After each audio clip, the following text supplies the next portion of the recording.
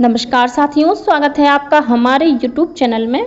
आप छत्तीसगढ़ की किस जगह से हमारे समाचार सुन रहे हैं, कृपया कमेंट बॉक्स में लिखकर हमें जरूर बताएं। साथ ही हमारे चैनल को सब्सक्राइब करना ना भूलें। रायपुर से प्रस्तुत हैं छत्तीसगढ़ के प्रादेशिक समाचारों के साथ मैं रजनी शुक्ला। पहले मुख्य समाचार। छत्तीसगढ़ राज्य ने कल अपनी स्थापना की 24वीं वर्षगांठ मनाई। केंद्र सरकार ने केंद्रीय योजना नमो ड्रोन दीदी के संचालन के लिए दिशा निर्देश जारी कर दिए हैं।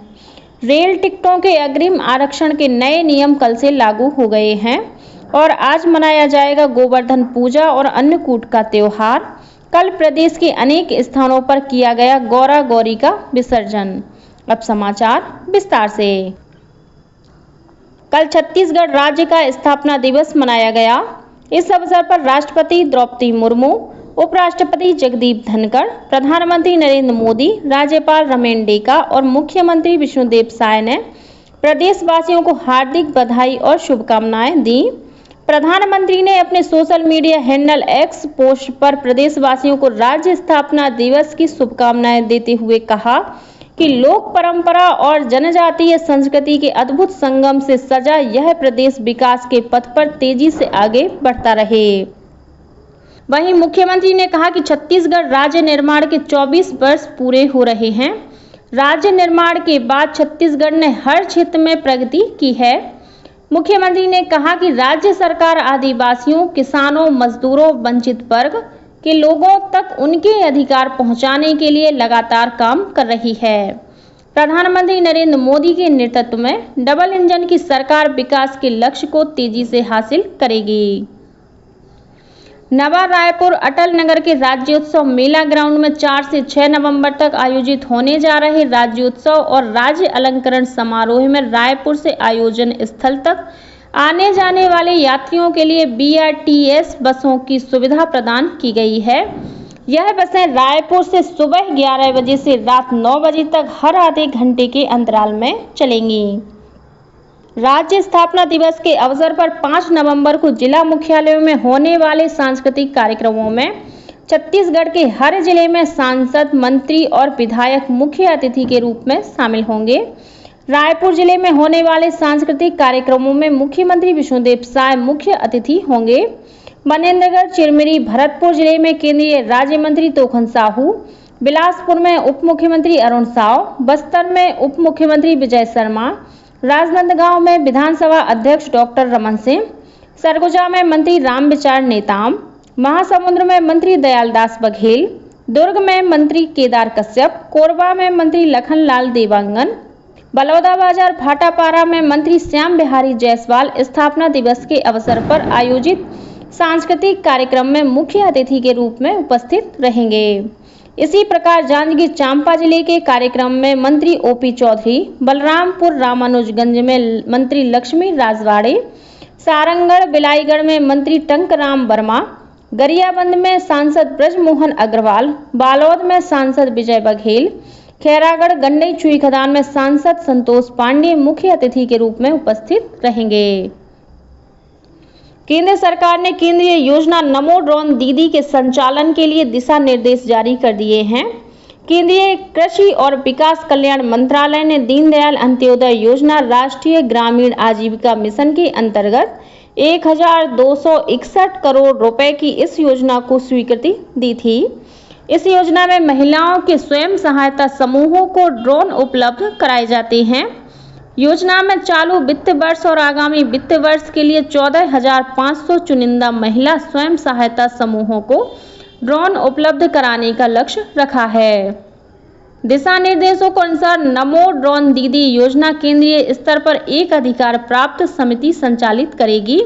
इस समिति में कृषि और किसान कल्याण विभाग, ग्रामीण विकास विभाग और उर्वरक विभाग के सचिव शामिल होंगे। ड्रोन और उसके उपकरणों की लागत का 80% हिस्सा महिला स्वयं सेवा सहायता समूहों को दिया जाएगा, जिससे वे ड्रोन खरीद सकेंगे।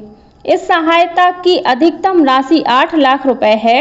महिला स्वयं सहायता समूह के किसी एक सदस्य को ड्रोन पायलट के रूप में प्रशिक्षण दिया जाएगा। साथ ही कृषि पोषक तत्वों और कीटनाशकों के उपयोग का अलग से प्रशिक्षण दिया जाएगा। रेल टिकटों के अग्रिम आरक्षण के नए नियम कल से लागू हो गए हैं। रेलवे ने अग्रिम आरक्षण की समय सीमा 120 दिन से घटाकर 60 दिन कर दी है। हालांकि इस वर्ष 31 अक्टूबर तक किए गए सभी आरक्षित टिकट बरकरार रहेंगे। रेल मंत्रालय के अनुसार 60 दिन पहले के आरक्षण से टिकट जमा करने की संभावनाएं कम होंगी और यात्रियों को अधिक टिकट मिल सकेंगे। रेलवे द्वारा बिलासपुर से हड़पसर पुणे स्टेशन के लिए बिलासपुर हड़पसर बिलासपुर स्पेशल ट्रेन एक फेरे के लिए चलाई जाएगी। यह ट्रेन बिलासपुर से हड़पसर के लिए 8 नवंबर को रवाना होगी। वहीं 9 नवंबर को हड़पसर से बिलासपुर के बीच चलेगी। गौरतलब है कि दीपावली और छठ पूजा के दौरान यात्रियों की सुविधा के लिए भारतीय रेल द्वारा 7000 से अधिक विशेष गाड़ियां चलाई जा रही हैं। केंद्रीय युवा कार्यक्रम और खेल मंत्री डॉक्टर मनसुख मांडविया ने युवाओं से आह्वान किया है कि वे प्रतिष्ठित राष्ट्रीय युवा पुरस्कार 2022-23 के लिए आवेदन करें। ये पुरस्कार 15 से 29 वर्ष आयु वर्ग के व्यक्तियों और संगठनों को विकास तथा समाज सेवा के विभिन्न क्षेत्रों में उत्कृष्ट कार्य और योगदान के लिए दिए जाते हैं। इन क्षेत्रों में स्वास्थ्य, मानवाधिकार प्रोत्साहन, सक्रिय नागरिकता और समुदाय सेवा शामिल हैं। पुरस्कार के रूप में व्यक्ति को पदक, प्रमाण पत्र और 1 लाख रुपए नगद तथा संगठन के मामले में 3 लाख रुपए नगद दिए जाते हैं।